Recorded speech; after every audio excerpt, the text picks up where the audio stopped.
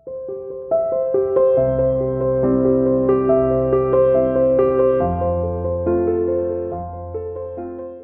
Students, तो आज का अपना ये लेक्चर शुरू करते हैं हम फिर से सेल्फ इंडक्शन के थोड़ा सा आगे। पिछले लेक्चर में हम लोग डिस्कस कर रहे थे कि सेल्फ इंडक्शन क्या है, सेल्फ इंडक्शन की वैल्यू क्या है, सेल्फ इंडक्शन का बेसिकली कहा जाए तो उसको समझने की कोशिश की थी हम लोग। सेल्फ इंडक्शन करता क्या है? सेल्फ इंडक्शन का मतलब सेल्फ मोटिवेशन। कई बार क्या होता है, मैं क्वेश्चन सेल्फ मोटिवेशन जो होता है ना, सेल्फ मोटिवेशन थोड़ा फिजिक्स से हटता हूँ, अपनी लाइफ की तरफ आते हैं, थोड़ा लाइफ को डिस्कस करते हैं। सेल्फ मोटिवेशन जो वर्ड है वो क्या है? अंदर से चेंज आना। कब आता है अंदर से चेंज? जब बाहर से कुछ चेंज हो रहे हों। बाहर के चेंजेस को देखते हुए अंदर से चेंज आना, वो अपने आप आता है, किसी के प्रेशर करने से नहीं आता। उसे हम कहते हैं सेल्फ मोटिवेशन। और फिजिक्स की लैंग्वेज में जब कॉइल होता है, बाहर से हमने करंट चेंज किया, अंदर से करंट इंड्यूस हुआ, उसे हम कहते हैं सेल्फ इंडक्शन। बेटा, लाइफ बनाने के लिए, लाइफ में सक्सेस हासिल करने के लिए सेल्फ मोटिवेशन होना जरूरी है। बाहर से चाहे मैं कितना ही कह लूं, पढ़ लो भाई, पढ़ लो पढ़ लो पढ़ लो पढ़ लो, मतलब ही नहीं है हम पढ़ लें। हम तब पढ़ेंगे जब हमारे अंदर से खुद आवाज आएगी, अब तो पढ़ ले, अब तो पढ़ ले भाई, पेपर आ गए। तो पेपर आ गए। अब मोटिवेशन कितना होगा वो आपको पता है, आप कर सकते हो। अपने अंदर जो आपके अंदर आएगा वो टेंशन से खुद आ जाएगा। बाहर का चेंज क्या हो रहा है? चेंज सिर्फ इतना हो रहा है, टाइम धीरे धीरे धीरे धीरे करके निकलता जा रहा है, और जो टाइम निकल गया वो वापस आने वाला ही नहीं है। तो टाइम निकल रहा है, उसे पकड़ो, उसके साथ मेहनत करो। और जो वीडियोस देख रहे हो ना, इन्हें सिर्फ देख के बंद मत करो, व्यूज मत बढ़ाओ, देखो, समझो, नोट्स बनाओ, प्रैक्टिस करो। चलिए, पिछले लेक्चर में हमने डिस्कस किया था self induction. Phi is equals to, हम कह रहे थे फ्लक्स होता है BA, इंड्यूस्ड EML की वैल्यू हमने कहा था टोटल फ्लक्स अपॉन करंट। और इसके अलावा एक फॉर्मूला हम लोग पढ़ के आए हैं, EMF अपॉन DI/dt। कुछ ऐसा हम लोगों ने पिछले लेक्चर में पढ़ा। इस लेक्चर में पहले मैं थोड़ा सा और इसको मैकेनिज्म देखेंगे हम। कि छोटा सा क्वेश्चन मैं आपके सामने ले रहा हूं कि एनालिटिकल है, न्यूमेरिकल नहीं है। ये कॉइल है और इस कॉइल के साथ पैरेलल में मैंने एक बल्ब लगा दिया। बल्ब आप जानते हैं ना, लाइट के लिए जो हम लोग यूज करते हैं, बल्ब लगाया। और इस बल्ब को मैंने कनेक्ट कर दिया, इस पैरेलल कॉम्बिनेशन को मैंने कनेक्ट किया एक सेल से। सेल के साथ मैंने लिया रियोस्टेट, एंड देन स्विच। ये की हो गया, ये कॉइल है। अब जैसे कि आप देख रहे हैं, इसमें करंट फ्लो करेगी और ऐसे करके करता रहेगा। अगर मैंने स्विच ऑन किया, स्विच ऑन किया, करंट फ्लो कर रही है। मेरा क्वेश्चन ये है कि जैसे ही मैंने स्विच ऑफ किया तो क्या होगा? स्विच ऑफ करेंगे, क्या ये बल्ब ऑफ हो जाएगा या ये बल्ब चलता रहेगा, ग्लो करता रहेगा, या पहले इसकी इंटेंसिटी बढ़ेगी फिर घटेगी? तो आंसर है लास्ट वाला, कि पहले इसकी इंटेंसिटी बढ़ेगी फिर कम हो जाएगी, यानी कि ऑफ हो जाएगा। ऐसा क्यों हुआ? देखिए, करंट इंड्यूस हो रहा है, ये इसमें भी करंट है, तो दोनों इस समय ये भी ग्लो कर रहा है और इसमें करंट फ्लो कर रही है। जैसे ही मैंने की ऑफ की, स्विच ऑफ किया, स्विच ऑफ करते ही क्या होगा? इसके अंदर करंट फ्लो करना बंद कर देगा। करंट फ्लो करना बंद करा, इसका मतलब क्या हुआ? धीरे धीरे यहां पर करंट क्या हुआ? डिक्रीज हुआ। जो करंट इसमें फ्लो कर रहा है वो कैसी हो गई? डिक्रीजिंग। डिक्रीजिंग करंट फ्लो करी। डिक्रीजिंग करंट फ्लो करी, इसमें तो करंट यहां से तो कोई करंट जा नहीं रही और यहाँ की करंट डिक्रीज होने लगी, तो फ्लक्स चेंज हुआ। फ्लक्स कैसा हुआ? डिक्रीज हुआ। तो इसके अंदर एक सेल्फ इंडक्शन जनरेट होने के कारण एक करंट इंड्यूस हुई आई। क्योंकि ये करंट इंड्यूस हुई तो इसके कारण इस बल्ब का ग्लो ज्यादा हुआ। क्या हुआ? दोबारा समझो। स्विच ऑफ किया, क्या किया मैंने? की को ऑफ। ऐसा करने से कॉइल से जो करंट लिंक है, कॉइल के अंदर जो करंट है वो क्या हो गई? डिक्रीज हो गई। कॉइल की करंट डिक्रीज होने के कारण फ्लक्स डिक्रीज हुआ।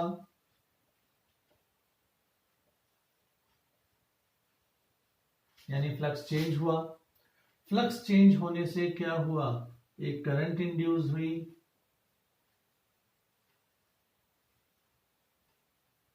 और जिसके कारण इंटेंसिटी बल्ब की ज्यादा हुई।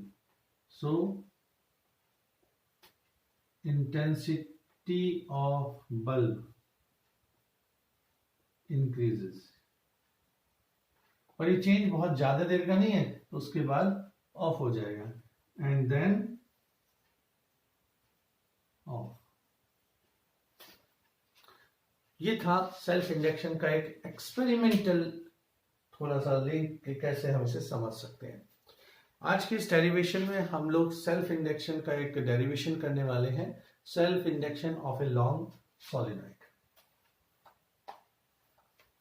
Self induction of a long solenoid. देखो, डेरिवेशन कोई बहुत बड़ा हवा नहीं होते। बच्चे कहते हैं यार डर लग रहा है, डेरिवेशन याद नहीं होते, डेरिवेशन करे नहीं जाते। अरे करे कहां से जाएंगे? उसकी बेसिक्स को समझो, अपने आप क्लियर होता चला जाएगा। रटने की आवश्यकता नहीं है।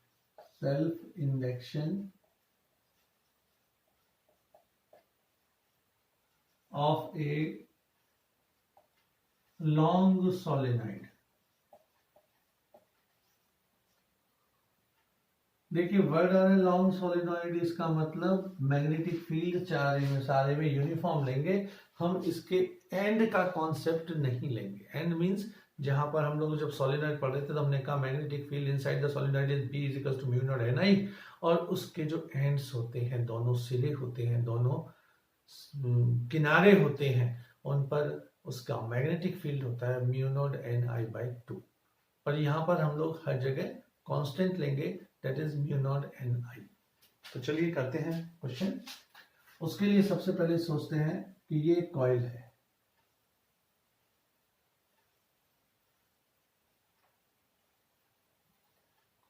हो गई लॉन्ग या और लॉन्ग कर? बहुत लॉन्ग हो गई भाई। Let us consider a long solenoid जिसका रेडियस, इसका जो रेडियस है एक सर्कल का, ये वाला, इसका रेडियस है R और लेंथ है इसकी L। तो हम कहते हैं, ये तो लिखनी है रामायण, ध्यान रखो। Let us consider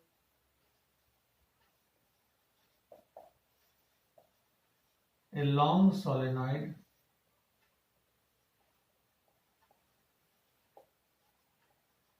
of length L and radius small r, जिसमें क्या है, small r is much less than L। यानी जो रेडियस है इसकी वो बहुत छोटी है, बहुत छोटी है, इसीलिए हम कहवा रहे हैं लॉन्ग सॉलिनॉइड, क्योंकि उसका एरिया उसकी लेंथ के कंपैरिजन में बहुत कम है। अब if n, capital N, be the total number of turns, क्या है? टोटल टर्न है, यहां से लेके 1 2 3 n, कैपिटल N टर्न्स। तो स्मॉल n क्या हो जाएगा? स्मॉल n हो जाएगा number of turn per unit length, हम लोगों ने पढ़ा हुआ है। क्या हो जाएगा? Number of turns per unit length. और लास्ट चीज हम लेते हैं कि let I current be the I current pass through it, and I current pass through the solenoid. देखिए ये I जो है वो प्राइमरी करंट है, इंड्यूस्ड करंट नहीं है, और ये इससे पास हो रही है। तो आप लोगों ने मैग्नेटिज्म में पढ़ा था कि magnetic field inside the solenoid कितना होता है। जब करंट इसमें आई फ्लो कर रही है, आई मूव कर रही है, तो इसके अंदर एक मैग्नेटिक फील्ड होगा। कैसा होगा? यूनिफॉर्म सारे में। वो कब चेंज होगा? जब इस पे करंट चेंज होगी। तो magnetic field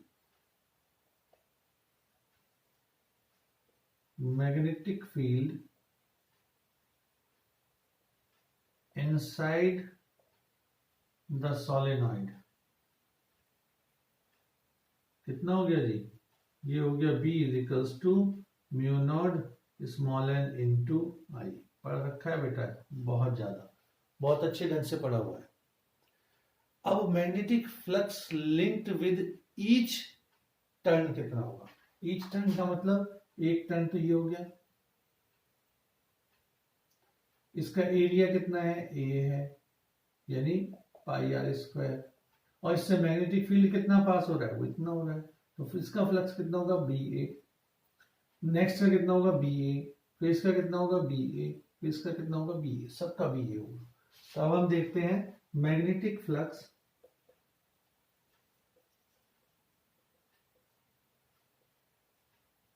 linked with each turn, that is phi, इसकी वैल्यू होगी b इंटू एरिया। b की वैल्यू हमने पढ़ रखा है म्यू नॉट एन आई, और एरिया कितना है? जब रेडियस r है तो एरिया हो गया पाई आर स्क्वायर। ध्यान देखो, ध्यान से देखो कि कितना हुआ? b into area. b की वैल्यू है म्यू नॉट एन आई, ये लिखी, और एरिया हो गया पाई आर स्क्वायर। अब टोटल फ्लक्स कितना होगा? टोटल फ्लक्स, टोटल पूरे का सारे का फ्लक्स हम करें, एक से फ्लक्स कितना पास हुआ? इतना। तो कैपिटल एन से कितना होगा? कैपिटल एन से कितना होगा? कैपिटल एन से मल्टीप्लाई कर दीजिए। तो total flux linked with the coil कितना हो गया? या solenoid, total flux linked with the solenoid कितना हो गया जी? ये हो जाएगा phi t, and that is equals to n into phi। अब n into phi का मतलब क्या हुआ?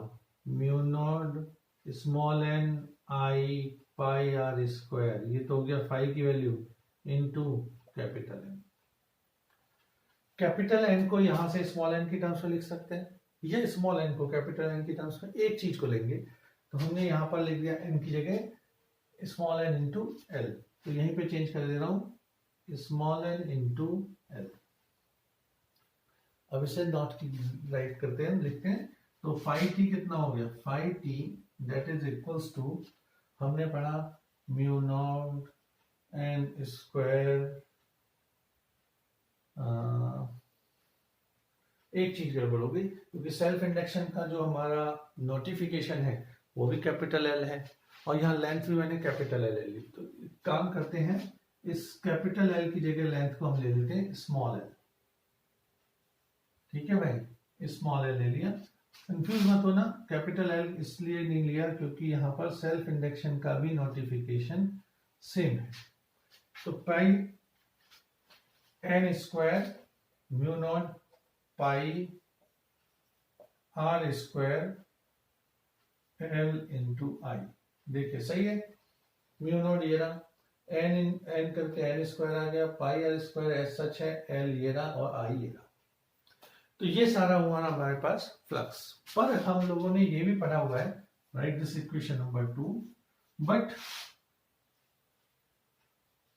वी नो दैट, क्या पढ़ा है कि जो टोटल फ्लक्स होता है वो तो एल आई के इक्वल होता है, वो तो एल आई के इक्वल होता है। तो इसका मतलब क्या हुआ? एल आई इक्वल किसके हो गया? Mu naught N square pi r square small l into I T.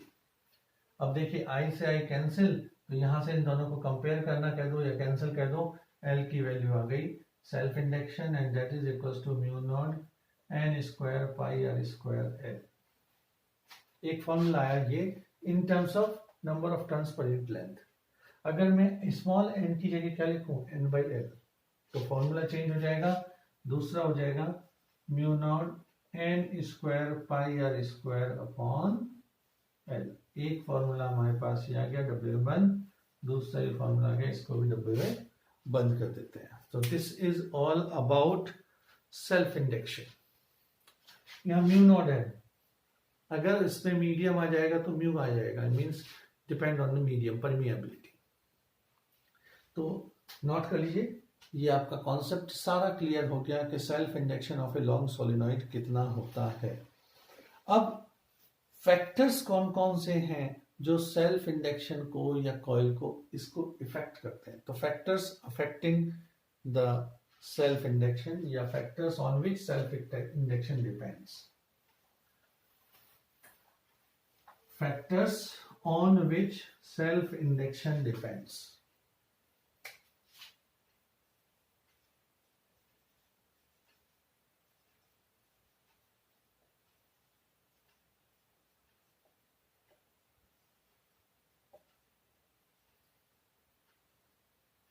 Depends. देखिए इसी फॉर्मूले से निकल के आ रहा है सब कुछ, कहीं बाहर से नहीं आ रहा, सब कुछ यहां से लेंगे। तो पहला वाला फैक्टर क्या है, that is number of turns. L is directly proportional to the number of turns. किसी कॉइल में जितने ज्यादा नंबर ऑफ टर्न्स होंगे उतना ही ज्यादा सेल्फ इंडक्शन होगा। हमने क्या कहा, L is directly proportional to the square of number of turns in a solenoid. Self induction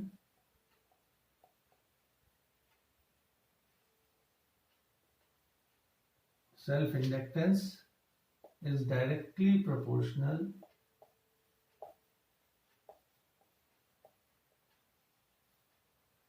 to the square of number of turns.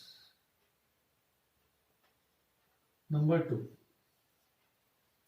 To क्या है, इसके एरिया के डायरेक्टली प्रोपोर्शनल होगा। जितना ज्यादा एरिया होगा उतना ही ज्यादा सेल्फ इंडक्टेंस होगा। The L is directly proportional to the cross sectional area.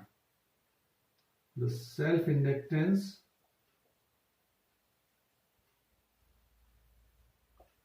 is directly proportional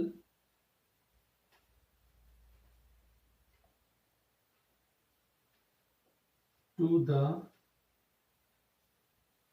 cross sectional area. और थर्ड आता है it depends on the medium, permeability of medium. It depends on the permeability